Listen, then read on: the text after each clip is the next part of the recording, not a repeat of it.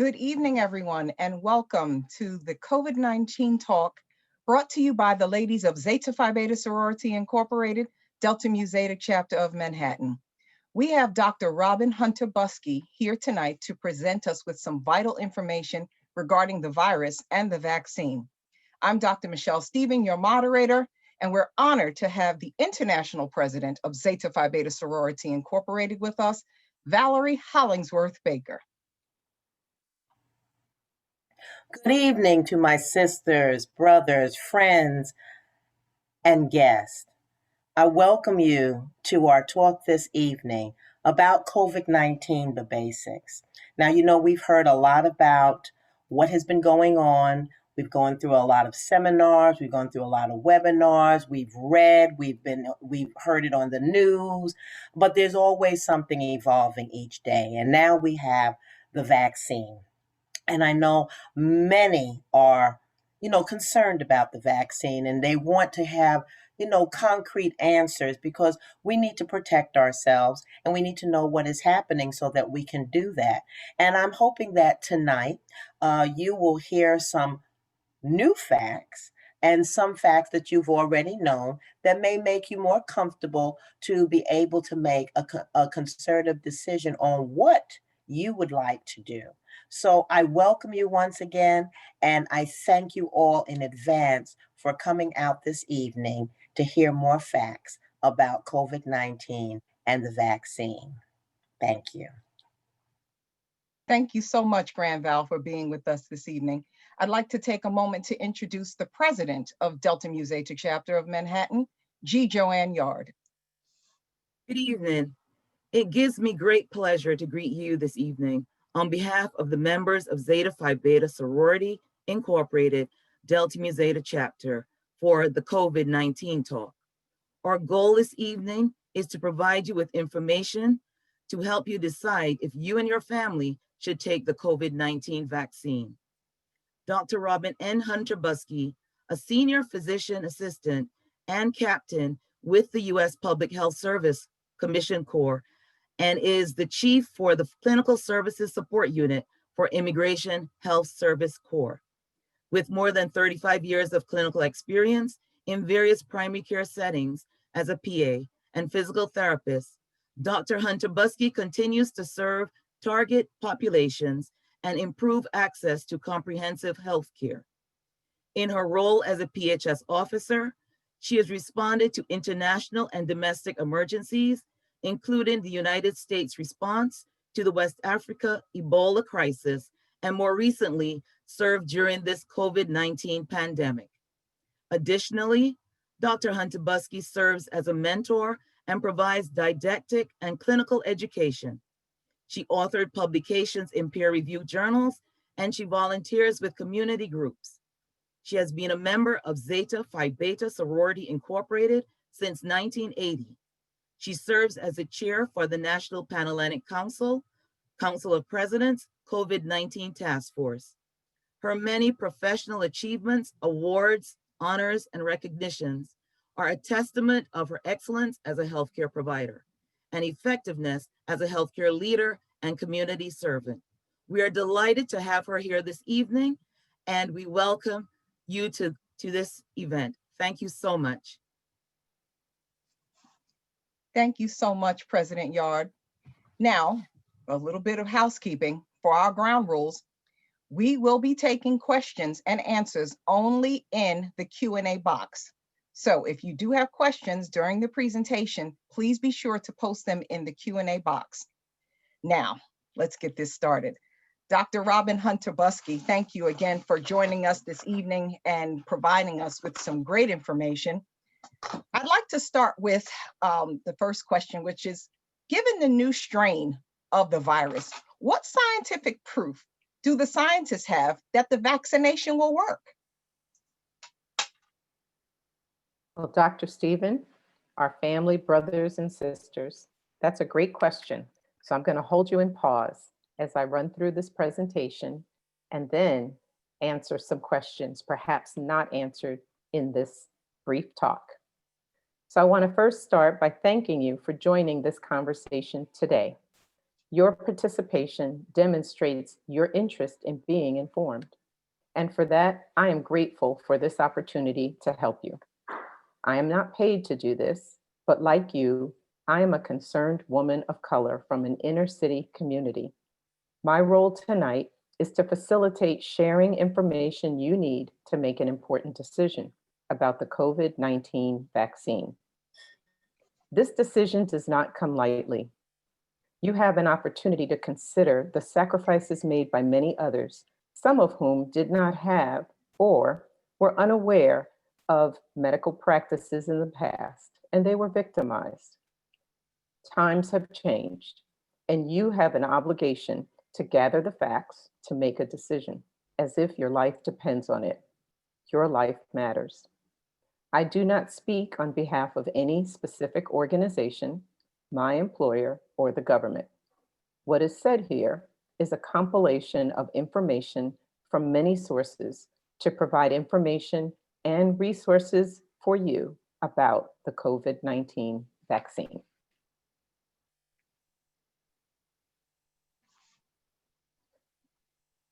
Here is what I hope to cover this evening. I will move quickly through this presentation.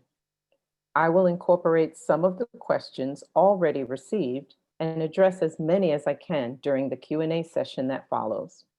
I will provide resources for your continued access to credible information. This slide is very personal to me, and I am sure for many of you too. I cannot keep up with the ever-changing clock that continues to advance these statistics. I look forward to the day when this clock will stop.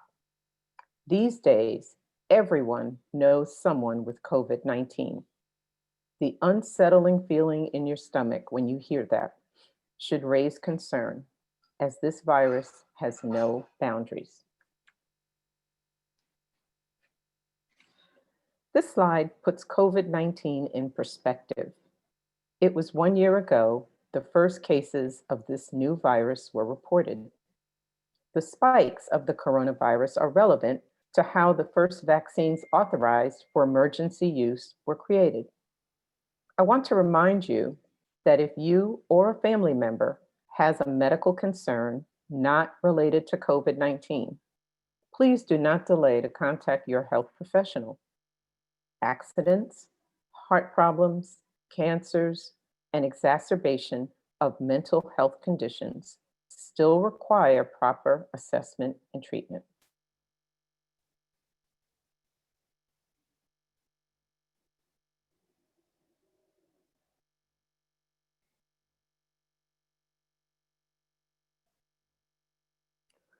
You have heard about the risk for COVID-19 infection. Age, ethnicity, pre-existing health conditions, and some who are not aware they even have an at-risk condition. Not often mentioned are things like tobacco use and obesity. There are many COVID-19 tests out there. Be aware that any test is only as good as the day the test was done. Having a negative test is not a free pass to let your guard down. Be mindful of who you are around. Travel is also a risk. At the start of this pandemic, more attention was placed on cleaning and disinfecting. In fact, commonly used surfaces and areas should continue to be cleaned regularly. Follow the advice of your local health experts when advised to self-isolate and/or quarantine. That means being shut off from others. The exact time based on whether you have had a known exposure, have symptoms, or a positive test. The resources on the CDC website will help define what you should do for you and your close contacts should any of these situations apply. People of color are at high risk for social reasons, including systemic bias and racism. Knowledge is power. Let's focus on some facts and science. If I get COVID-19, then what? Well, let me say this very clearly. There is no cure for COVID-19 infection. You have heard about many treatments, and some are listed here. You'll see the list with remdesivir, dexamethasone, and other things that you're hearing in the news. These treatments are basically for the symptoms and only support you so that your immune system will do its job to help you. Many will experience very minor symptoms, but there are some that will have very severe symptoms. The best treatment right now is prevention. Some of you work in situations that put you at risk, perhaps as a frontline or essential worker. Please accept this huge thank you. But as diligently as you protect yourself and others at work, you must do the same at home and in your community. This is hard to do, but you must. Some observations have found that health professionals increase their risk for catching or spreading COVID-19 in their community or at home. People of color are most affected and have the highest fatality rates from COVID-19. What makes this vaccine so important? We know that underlying conditions, and you see several of them listed there, and some are for children and adults, but other exposure situations increase risk. Hello, everyone out there. This is an emergency. Let's be open-minded to the options that are available to us. Base your conversations on science and the strategic approach taken for addressing the vaccine development and distribution. The proper investigation has been done. People that look like you and me were involved in every step of the process. No serious problems were reported. So what I'm going to do now is break down a few details about the vaccine so that you understand how we got to here. First, though, let me define vaccine hesitancy. Many of you may be experiencing this right now. If I could ask for a show of hands, I would ask, how many of you have taken your flu shot? Well, I already know that many of you have not taken your flu shot. So that means you have delayed or refused a vaccine despite availability. I hope by the end of our discussion this evening that you will reconsider and have vaccine confidence, and at a minimum, at least take your flu shot. Most vaccines boast 55 to 88% effectiveness. However, the COVID-19 vaccine given emergency use authorization offers 95% effectiveness. Those are pretty good stats in my eye. So bear with me here. I'm going to use this graphic to illustrate the process of vaccine development. Looking from left to right, you can see the progression of how a vaccine starts in the laboratory and gets approved for use. The orange band is the foundational research done in the laboratory.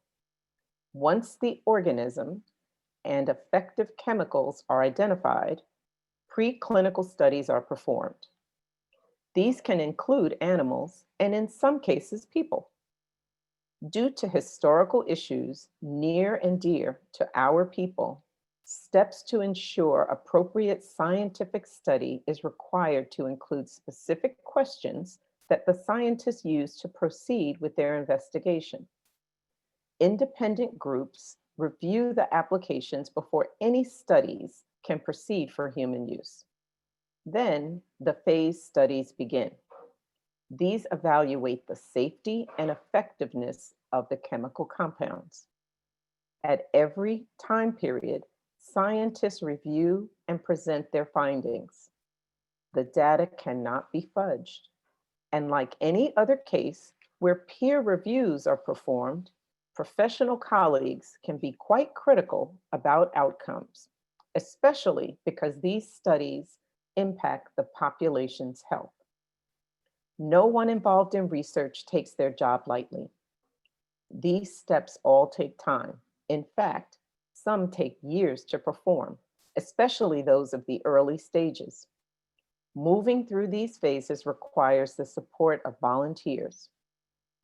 You have heard about studies seeking volunteers to enroll.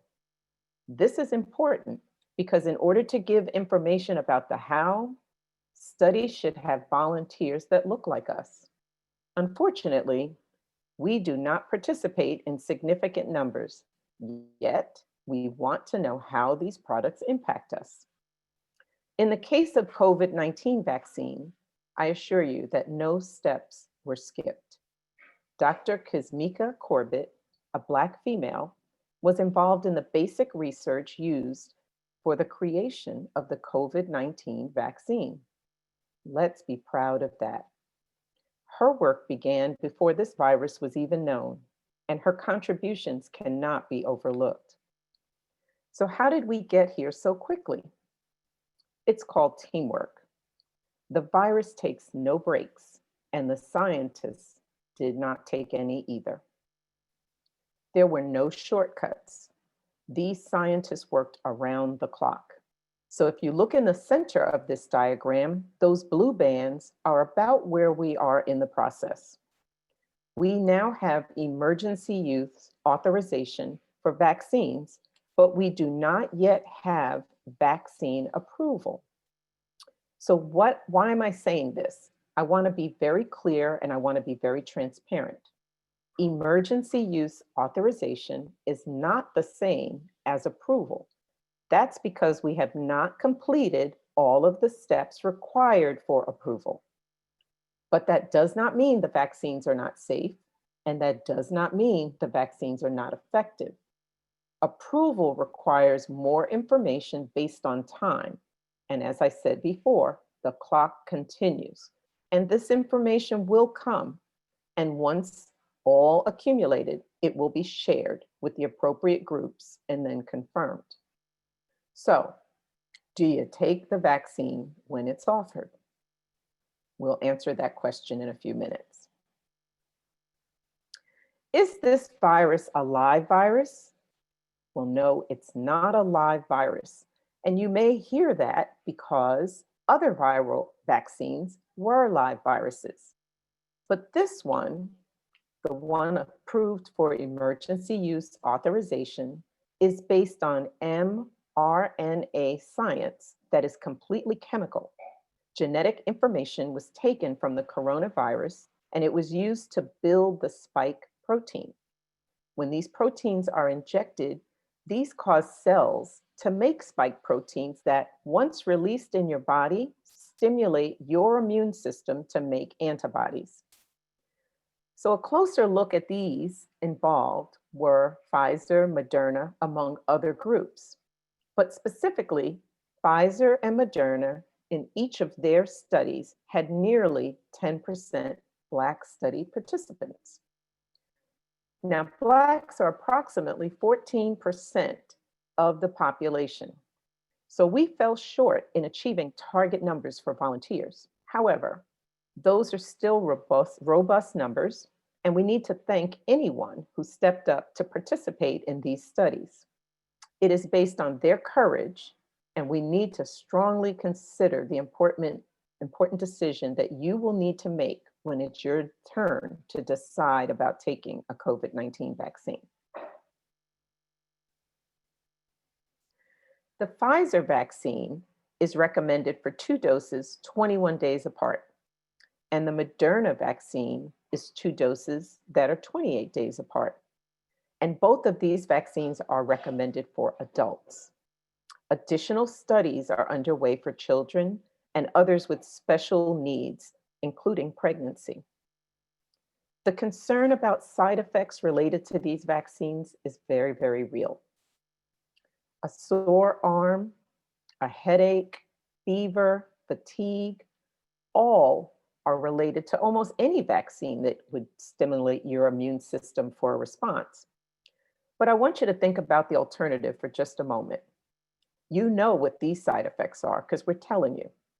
But getting COVID-19 and not knowing what your symptoms are, and you could die, do you want to take that chance? Allergic reactions occur with many things: creams, lotions, foods, plants, insects, even medications. Is that a reason not to get the vaccine? If you have specific health concerns, please talk to your healthcare provider. Individual concerns are best addressed by the person or persons who know your health issues. So let's talk for a minute about trust. This gets to the core issue that many of us raise concern when we think about vaccines, treatments, and other modalities used for our health. We must acknowledge history, and we know that our past informs our future. At every phase of COVID-19, there were people of color involved. We should celebrate that. Hours of research, review, and being seated at the table. We can't say that for everything in our lifetime, but for this issue, it is very true. So what is herd immunity as it relates to the COVID-19 vaccine? We need 70% of the population immunized to achieve the level of protection that the virus can no longer spread. The United States has about 330 million people. To date, nearly 1 million have received a COVID-19 vaccination. Achieving herd immunity will take some time. That gives you time for informed decision-making. Please consider yourself, your friends, your family, and your community as you ponder your decision.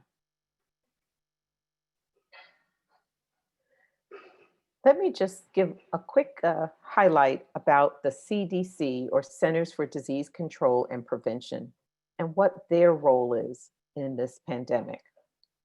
They have a website that is updated often. Be aware that even before COVID-19 pandemic, there was a program called Vaccinate with Confidence, and it's a strategic framework that is used to hopefully encourage the public to take vaccinations.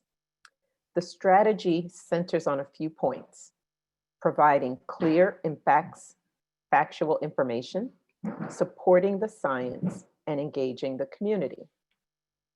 Now, I know that the holidays are right upon us, and I'm sure many of you that are computer savvy have gone to something, Google, Bing, whatever you use to search, and you probably are familiar with Target, Walmart, and a host of other stores, including Amazon.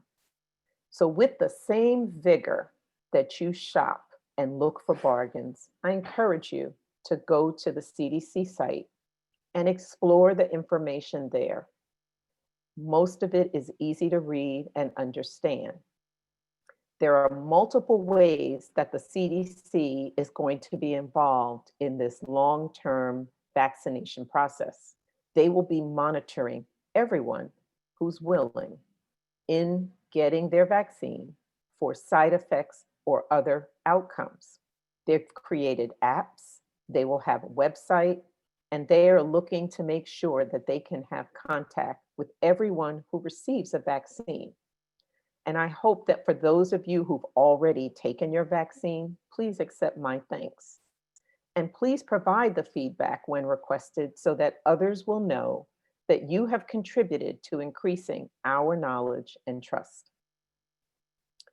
Now, on this slide, what you see here is some of the categories when you hear about 1A and 1B and 1C, et cetera, related to the phased approach for the vaccinations. As you know from the news, not all the vaccine is available to give everybody right now. We know that our demand is exceeding supply.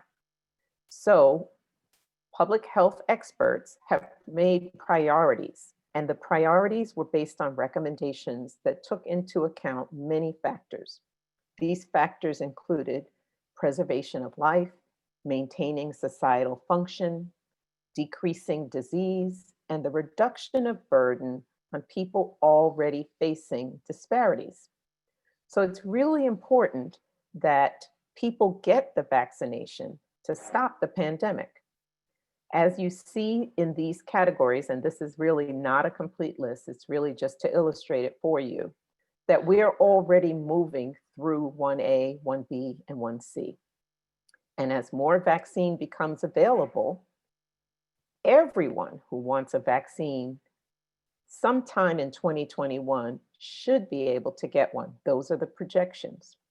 And if you or someone you know had COVID-19, they still should get the vaccine when it's offered.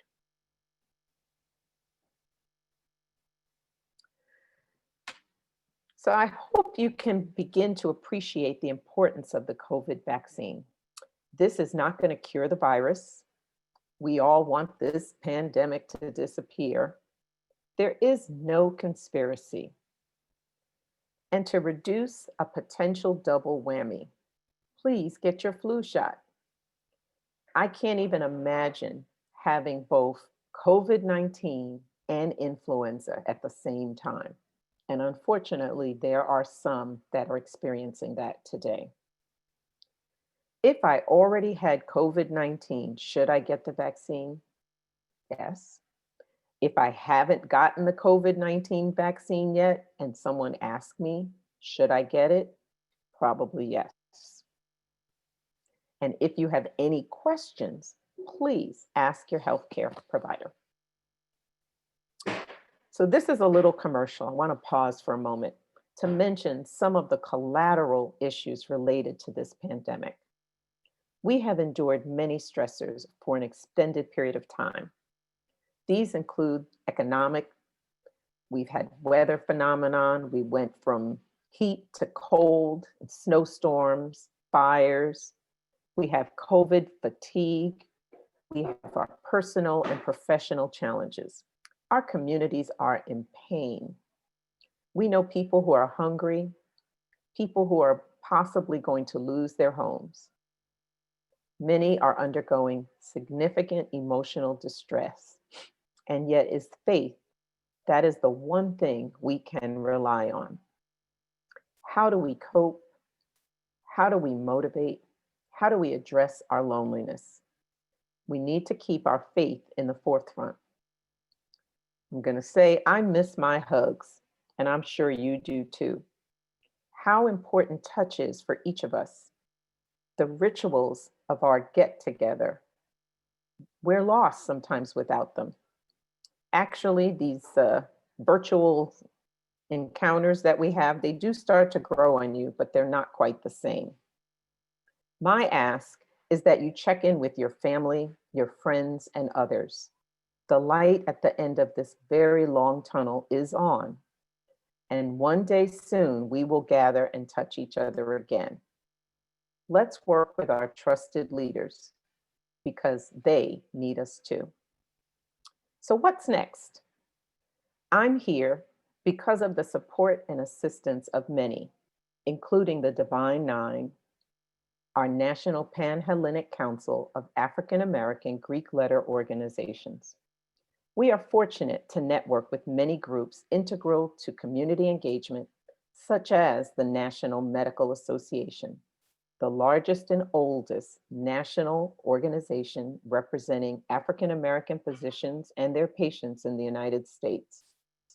The NMA established its COVID-19 Task Force on Vaccines and Therapeutics to advise NMA members, healthcare partners, and patient constituents about the safety and efficacy of the COVID-19 vaccines and treatments.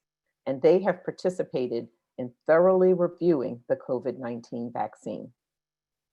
Other groups who advocate on your behalf include the National Black Nurses Association that represents over 200,000 African American nurses. We have the historically Black colleges and universities, including the Health and Human Services grantee, Morehouse College, the NAACP, the National Council for Negro Women, the Order of the Eastern Star, the Links. We have international statesmen and women, many community faith leaders, and the list goes on and on. We are fortunate to have so many advocates looking out for our health and safety. Let's not let them down. My thanks for every effort to provide messages at the level best understood by the community. Our best tool at this time continues to be prevention, and you should know and live the W's. Wash your hands, wear your mask, and watch your distance. Working together to combat misinformation is our responsibility. We yearn for gathering together for the next set of holidays, but to get through this winter, our steadfast prevention practices now will allow for a true and thankful future. We know who we can trust. I don't want to get political or religious, but suffices to say, keep your faith. Get the information you need to make an informed decision. Take personal responsibility for your decision. You may not want a COVID-19 vaccine today, but over time, you should continue to follow the science. Follow the trusted experts and utilize the best information available at the time when you're offered the vaccine. The collective voices, we share our facts, we have timely resources, and continue to stress prevention. So we cannot let up now. Please be prepared, protect, and perform your personal duty. You can serve as an ambassador in your community. If you don't have the answers to the questions that you seek, you can seek those answers. It is your obligation. Informed decision-making helps our communities. Here are the two websites. They were posted for you to explore. I put the CDC website because that will take you to the .gov site where they have the COVID-19 information about the vaccine itself, treatments, and clinical trials through the NIH, or the National Institutes of Health. And they are still enrolling volunteers if anyone is interested in pursuing that. I want to take a minute and appreciate your time and attention this evening, and my sincerest thanks to Delta Mu Zeta Chapter of Zeta Phi Beta Sorority Incorporated for your support and assistance with this program. Dr. Stephen, the floor is yours. Thank you, Dr. Hunter-Busky. Wow, that was a lot of great information. So I'm going to rewind a little bit. I think I got a little bit ahead of myself and excited about all of this great stuff that we're learning. And you were so informative and so thorough. So given the new strain, we just heard about this new strain. Now we have a new strain. Given the new strain of this virus, what scientific proof do scientists have that the vaccination will work? Well, thank you for this question. And before I answer any questions, I just want to state for those who may have joined us in progress that I am not speaking on behalf of any specific organization. I'm not speaking for my employer or for the government. These responses are based on information available to me and what I have learned about COVID-19 disease, treatments, and the vaccine. So reports are that that new strain that they've been talking about on the news is already here in the United States.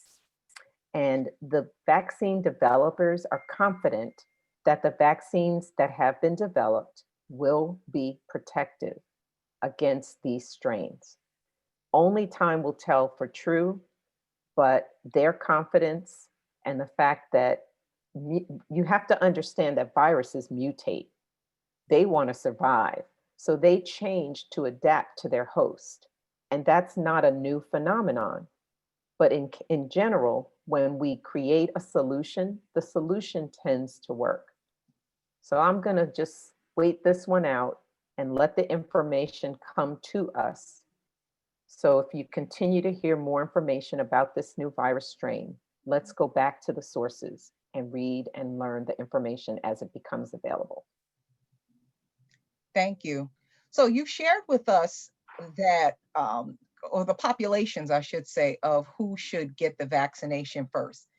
Can you tell us, if I don't have any underlying medical conditions, should I go and get the vaccine immediately? Well, what I would say to that is you shouldn't go and get it immediately.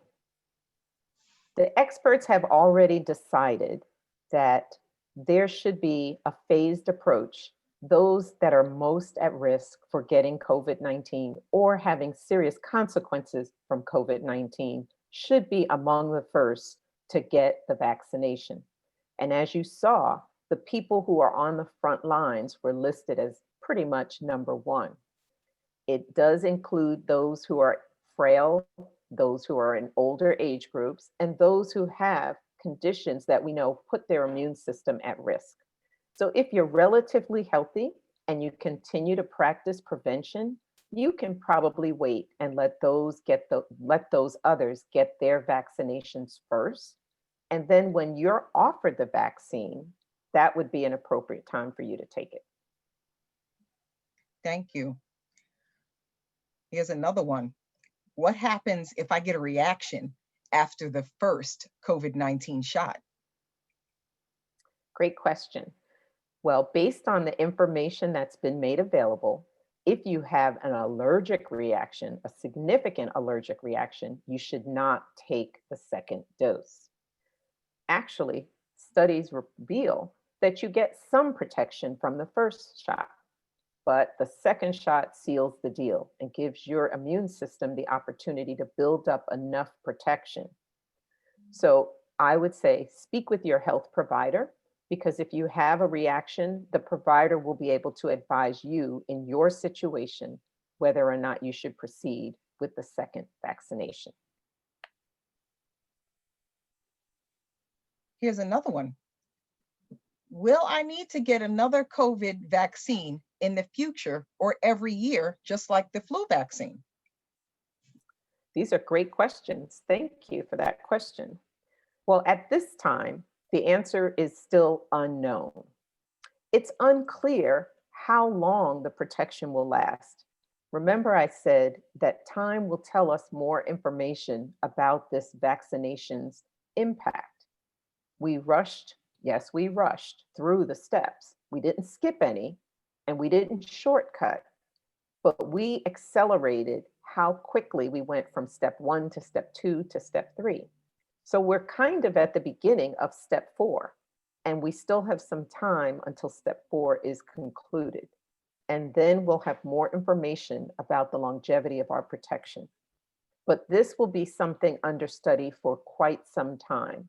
Even the people who were enrolled in the vaccination trials, they're going to be monitored for 2 years from when they got their vaccination. So this is going to be an evolving situation. And as the information becomes available, it will be shared. Thank you. Now, I believe I heard you mention in regards to the flu shot, is it possible and can I get the flu shot as well as the COVID-19 shot this season? Well, I would certainly hope that you do get both, especially if you're offered a COVID-19 vaccine, but you should not take them at the same time. The recommendations are that you take the shots 14 days apart.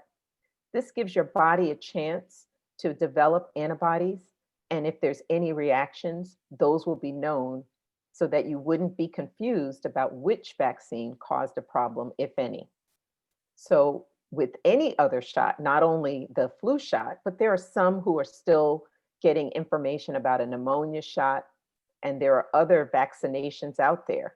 So the overall recommendations are take one at a time, spaced 14 days apart. Thank you. We have some questions coming in from the chat, if I may pivot to those for you. The first question is, greetings, Dr. Hunter-Busky. Post-herd immunity, do you foresee the wearing of masks, social distancing, etc., remaining a part of our new normal? And if you can speak to it, for how long? Well, another great question. Right now, we're still in mitigation mode. We are wearing masks. We are washing our hands. We are watching our distance.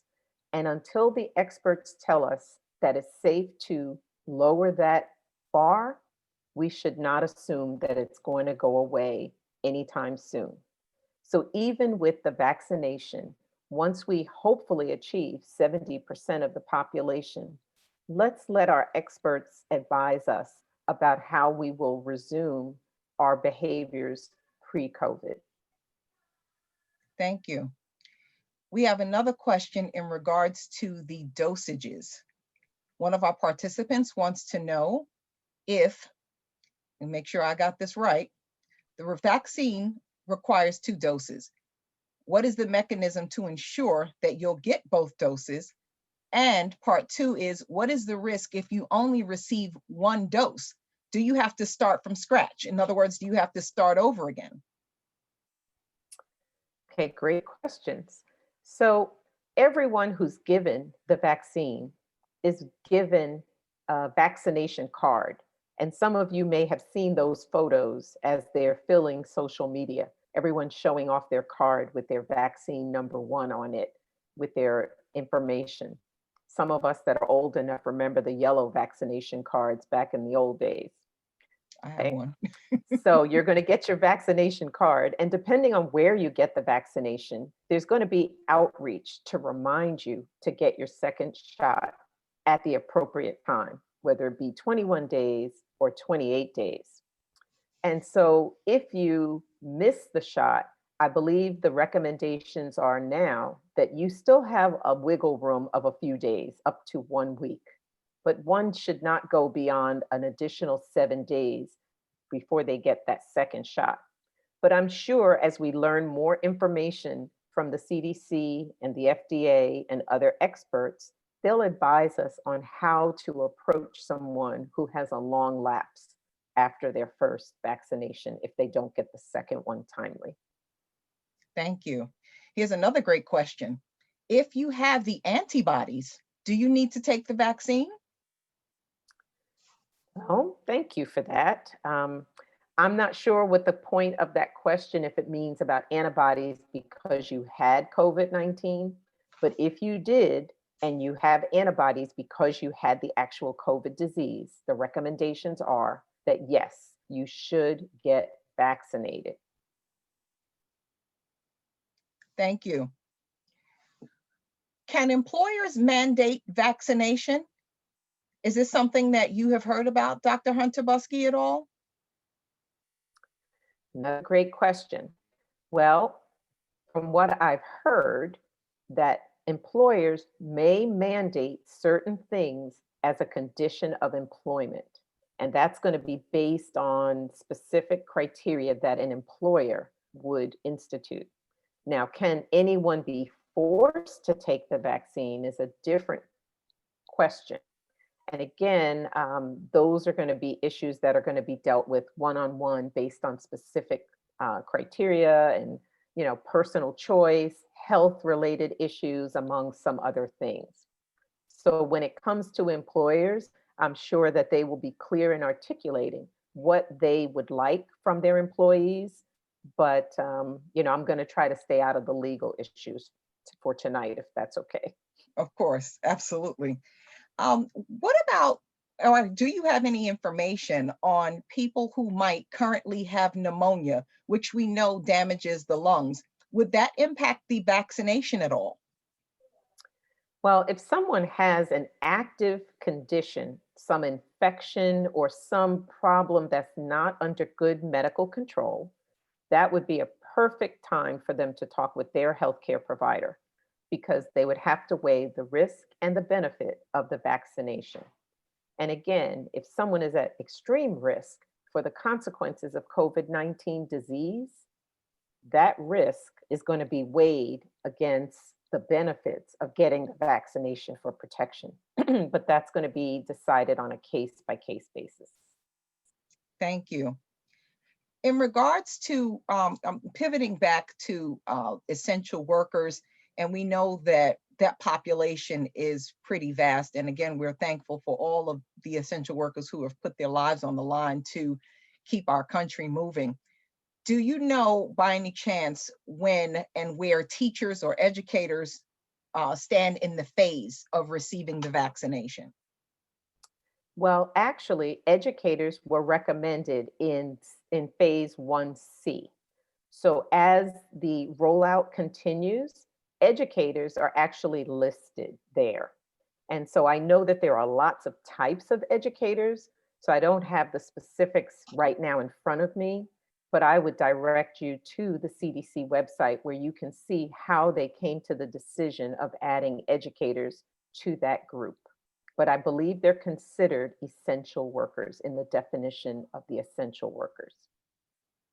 Thank you. Oh, here's another great question.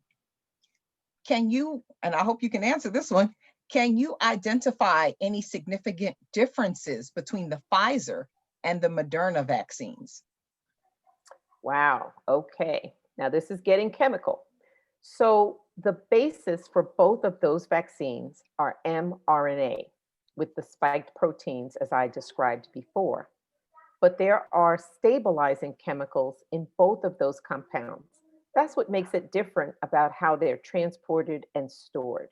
And it's those minute differences that make them, the different vaccines. So the actual core compound is similar, but the stabilizing chemicals, I think there are 3 or 4 differences between the two, which is what makes them different. But in essence, they're both going to protect you almost equally against COVID-19 disease. Thank you. You took me straight back to Chem 101. Here's another great question in regards to if I have taken the shot, if I've taken the vaccination, do I still have to wear the mask? Okay, we are still in mitigation mode. So there's no one that's going to tell you to stop wearing your mask and stop washing your hands and stop watching your distance until the experts tell us it's safe to do so. So getting the vaccine is not a free pass. It doesn't mean you get out of jail card. No, indeed. It just means that you are building your personal immunity to if you're exposed, and that, hopefully not to get the disease. But that doesn't mean you let your guard down. Thank you. Can you share with us where we can find the number of African-American participants and the breakdown in demographics who participated in the original trials? Okay, now I can't say that I have that website on the tip of my tongue, but I would start with the CDC website, and then they will share with you information about the Pfizer information and the Moderna information. And it also will list some of the other companies that are undergoing vaccination trials at this very moment. And they actually will break down by ages, by conditions, by ethnicity.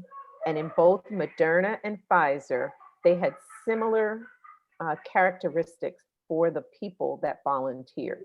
And that's very, very important because everyone wants to see that the study participants mirror the population. And they tried very hard. And although they didn't get to the target of about 14%, they got close to 10% each. Thank you. Another great question from our audience. I've heard you can be vaccinated and still spread the disease. Is that true? Well, that's an interesting question. I'm not sure how to actually answer that. It would probably be, I could conceive of a case that someone who may have been exposed to the virus, but not yet test positive, get the vaccine and could be shedding virus at that time.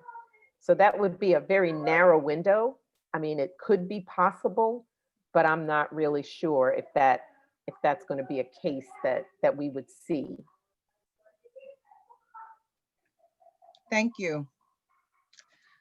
Here's another good one. Should individuals with autoimmune diseases and taking autoimmune suppressant meds, such as biologics, take the vaccine? Do you have any information on that, Dr. Hunter-Busky? Well, yes. And there are some specific risk groups that may be in that category. I'm just going to name a few. For example, someone who has an autoimmune condition or someone who's on the biologic meds that was just mentioned. There are individuals with chronic conditions like HIV disease. There are others that may have things like sickle cell disease or other things that are chronic conditions.